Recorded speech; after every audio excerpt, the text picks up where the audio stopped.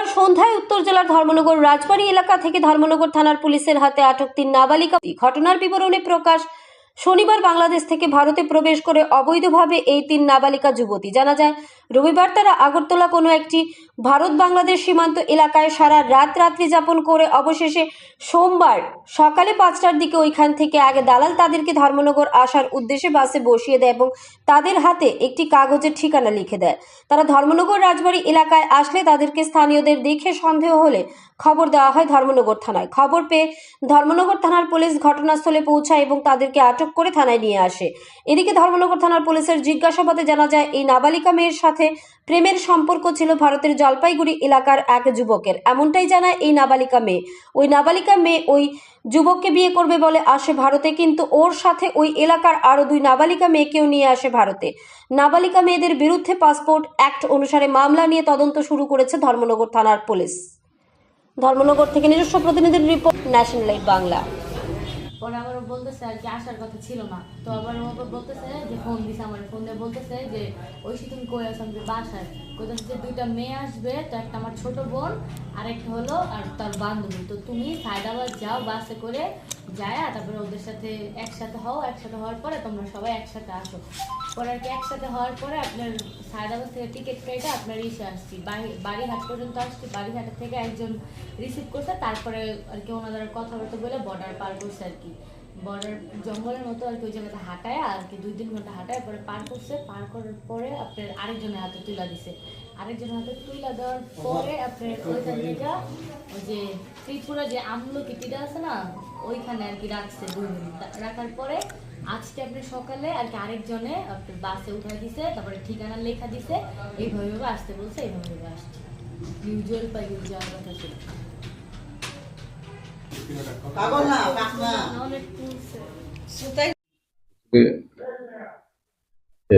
আজকে সন্ধ্যার দিকে আমাদের কাছে একটা খবর এসেছে, 3টা মেয়ে, পরিচিত মেয়ে রেল স্টেশন রুটে ঘোরাফেরা করতেছে। তো এদের মধ্যে 2জন মাইনর। তো খবরের ভিত্তিতে আমাদের ধর্মনগর থানা থেকে আমার অফিসার এবং উমেন স্টাফ সহ এসেরা পাইছি এবং তাদেরকে সেফ কাস্টডিতে আমরা নিয়ে আনা হয়েছে ফিল্টারের জন্য।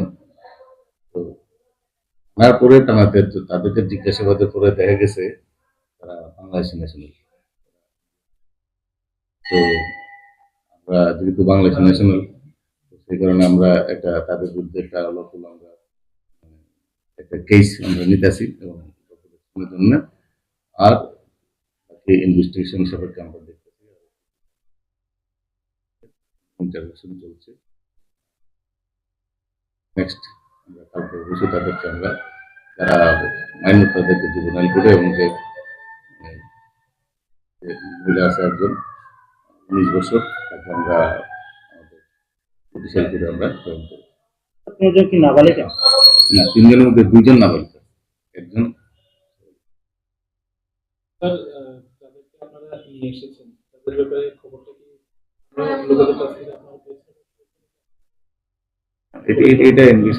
এটা আমি তো অ্যাকচুয়ালি খবর পাইছি, এটা সত্য, এটা লোকাল মানুষই খবর দিচ্ছে, নাম মেনশন করতে। একটা যেটা যতটুকু আমরা শুনতে পেয়েছি, যাদেরকে আপনারা নিয়ে এসেছেন তাদের মধ্যে একজন নাবালিকা।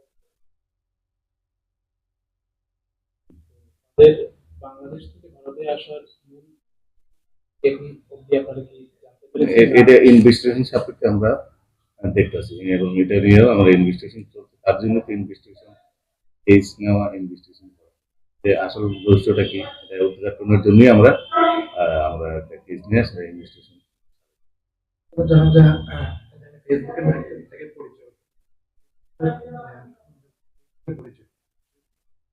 এটা আমি ইনভেস্টিগেশন, তার জন্য তো আমরা দেখেন, ঠিক আছে, এটা আমি বলছি তো আমরা ইনভেস্টিগেশনের পরে এটা প্রিলিমিনারি আমরা ইনভেস্টিগেশন চলছে, এখানে সব তথ্য আমি এখন দিতে পারবো।